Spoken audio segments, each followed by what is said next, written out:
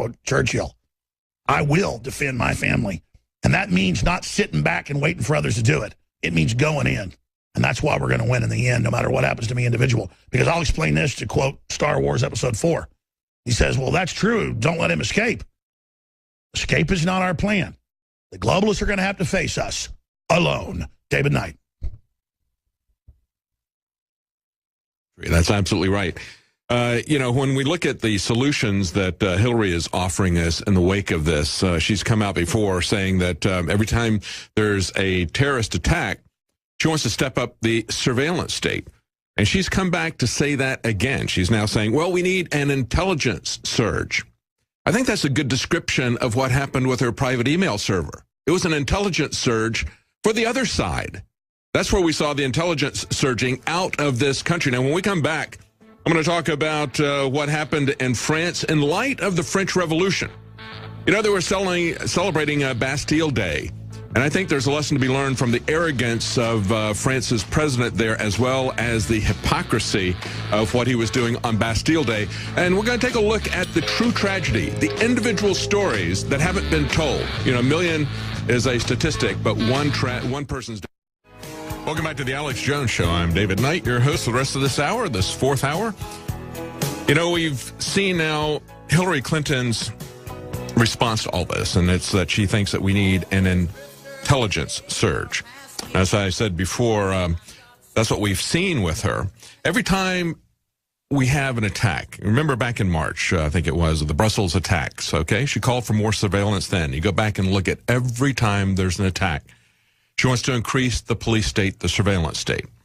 That's her response to everything. And of course, where is the press pointing out the hypocrisy of this person saying, well, you know, we need to have more intelligence. We need to be smarter in the way we approach this. This is the person who put the most highly classified documents in our government on display for everyone to get in her unsecure private server. And of course, that's had a real cost for her. It's been pointed out in this AP story. Hillary Clinton enters the summer damaged by perception she violated the law by using a private email system. Perceptions? It's not perceptions, AP. That was the profession of the FBI director. Okay, and as one guy says later on in that same story, they talked to a 57-year-old Republican. He says, well, she's innocent until proven guilty. But to me, the FBI director called her guilty and then gave her a pass. That's exactly how that was my reaction to it when I was watching it with my wife. I said, I can't believe this. I didn't think he was going to do anything to Hillary. And here he is. He's admitting that she committed hundreds of felony charges here, that she sent and received classified emails on her personal server. And then he goes on to say, well, that's okay. Nobody in their right mind would prosecute her because, you know, she's a Clinton, and we know what happens to people when you come after Clintons, right? But then he goes on to say, don't you try this at home. And you know what? This is the problem. They say that on the Hill, they say Democrats are freaked out about these polls and private meetings. We've heard in the past couple of weeks, you know, this is the Never Trump narrative. They were all saying, well, you know, we just got to get Donald Trump out of the we can't have him be the nominee because it's just going to destroy our Senate candidates. It's going to destroy us down ballot. And now the Democrats are saying this. The Hill says nervous Senate Democrats raised concerns with Hillary Clinton during a private meeting on the Capitol yesterday over recent polls showing Donald Trump leading or tied in several battleground states. They said some people were freaked out. They were looking down at the polls on Real Clear Politics and asking why it was so close. She said, well, you know, there's other issues. People are unhappy and they don't trust institutions. Hillary Clinton is the very embodiment of our political institutions. She's a very embodiment of corrupt political institutions that have come to be the hallmark of the American government. For example, one of these battleground states is Florida, and they had a Quinnipiac poll that was just done, showed her behind by 4 points in Florida to Donald Trump. Now, just last month, she was ahead by 8 points, and that's a key state. There are certain states that are going to definitely go Republican. Certain states are definitely going to go Democrat. That's just baked into the way those states are. But then, of course, there are states that can go either way that have large numbers of delegates, states like Florida, Ohio, Pennsylvania, where she is not doing well. And she's not doing well nationally because of this hypocrisy. But again, an intelligence surge, talking about how we need to work with NATO. That was another thing she said yesterday. Maybe somebody should explain to her what the purpose of NATO is. NATO was a North Atlantic Treaty Organization. Their stated purpose was to address the threat of the Russian communists. It's one of the reasons why Donald Trump says they're obsolete. They're trying to invent a new mission for themselves. And, of course, when things get really tough, we've seen in the past that NATO was involved in the Operation Gladio in Italy, posing as Red Brigade terrorists, kidnapping the Italian Prime Minister, Aldo Moro, executing him eventually. Okay, those were NATO undercover people grabbing arms that were placed behind in case Western Europe was overrun by a rapid blitzkrieg-like Soviet invasion that never happened. But when they saw the communists moving up in the polls in Italy, they started doing their own false flag terrorist attacks. It was Gladio. You can look it up. It's a matter of record. It's not talked about much in the United States, but it's very well known in Italy. They did an investigation, and they weren't going to cover this up after a popular prime minister was kidnapped and killed. So, yeah, NATO's got a function, and but that's not really who we need to work with. I'm surprised you didn't say that that we need to ask NATO what to do, because that's what Leon Panetta, the Secretary of Defense, the CIA director that was put in by Obama, that's what he said in that famous exchange with Senator Sessions, going back and forth, saying, well, we'd talk to NATO, we'd talk to the UN, we'd talk to our other allies. And Senator Sessions says, well, you would get a vote from Congress before you would commit troops, right? No, I don't think so. Stay with us. When we come back, we're going to talk about what was behind the Bastille Day, the arrogance and the corruption of the French government and the open borders. Welcome back to the Alex Jones Show. I'm David Knight.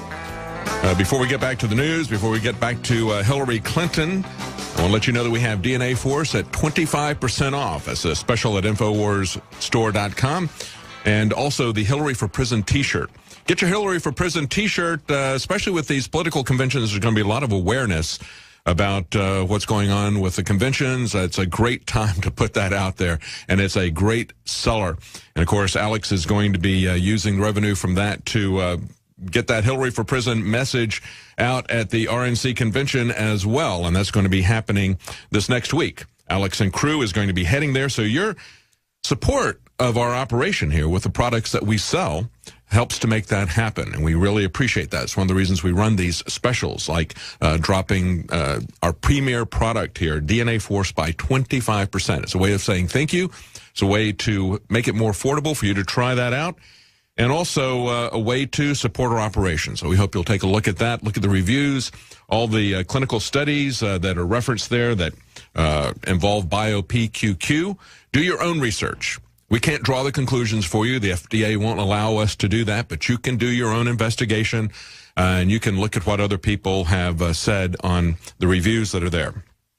Now, I was talking just before the break about Hillary, and her solution is more intelligence. But maybe we need to have some more intelligence about what's going on really at the borders. You know, Clinton has said that she wants to resettle essentially 1 million Muslim migrants during her first term.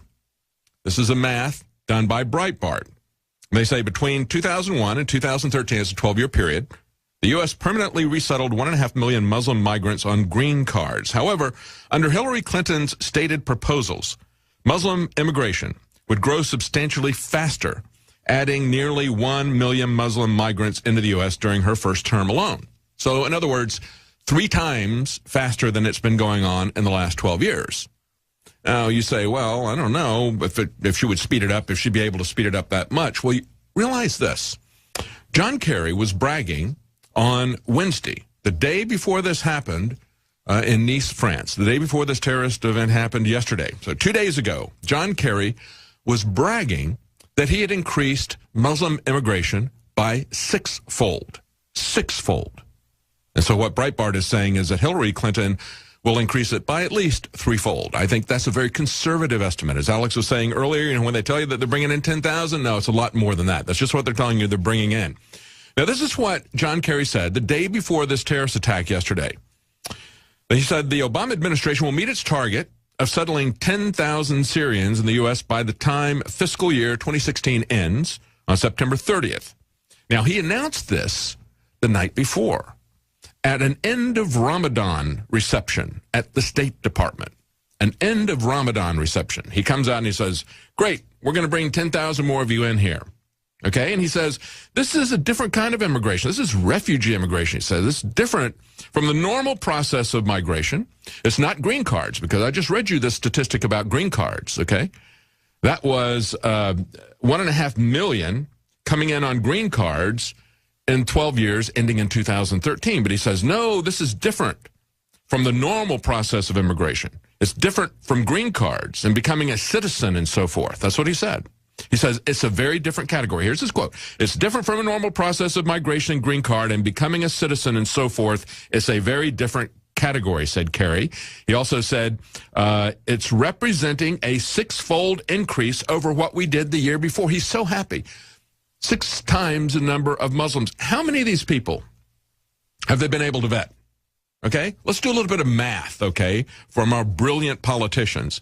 And you need to understand this as well. We bring in 1 million people, and only 1% of them are terrorists. How many terrorists have we brought in?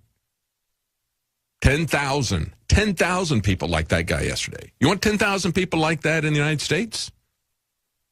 You know, most of these people coming in are young, healthy, strong. That's what they were saying in the town where George Clooney has his Italian mansion. They said, well, you know, we don't mind helping people, but these guys coming in here, they don't want to do any work, and they're big and strong. They don't look like refugees. You know, it's not really families that are coming in. These are big, strong guys coming in. You have to understand, this is an army that they're bringing in. This is a deliberate design of chaos that they're bringing in. And when we look at these things, these are simply statistics. Remember what Stalin said. He said, 1 death is a tragedy, but 1 million deaths is a statistic. Well, you know, 1 million migrants coming in who are going to kill you is just a statistic, right?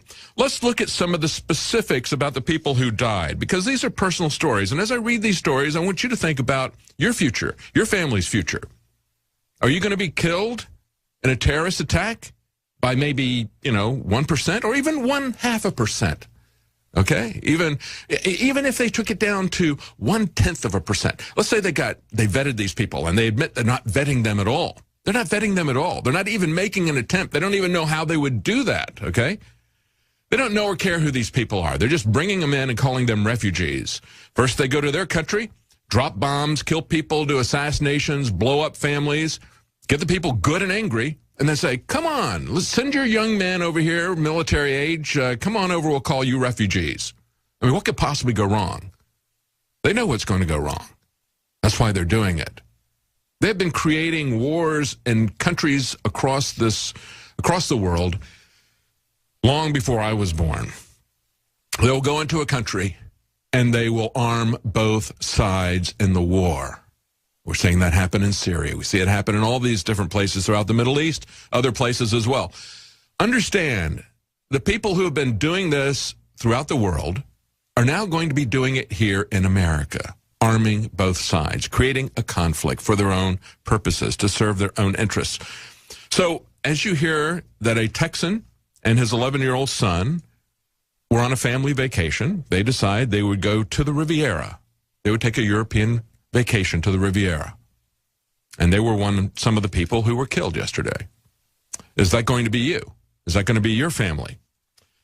More specifically, let's go back to the Bataclan massacre, where they went in and attacked that movie theater. This is an exclusive from Heat Street. And they have testimony here from investigators and the Commission of Inquiry in France. And what it shows here is that the French government suppressed news that there was torture in that massacre, in that concert. This is a story that I think is up on Drudge Report. A French government committee has heard testimony suppressed by the French government at the time, not released to the media, that the killers in the Bataclan tortured their victims on the second floor of the club. Wahhabist killers, Wahhabists, the Saudis, okay? And today we just had the We had the 28 pages declassified, and guess what? I haven't had a chance to read this, but it's no surprise.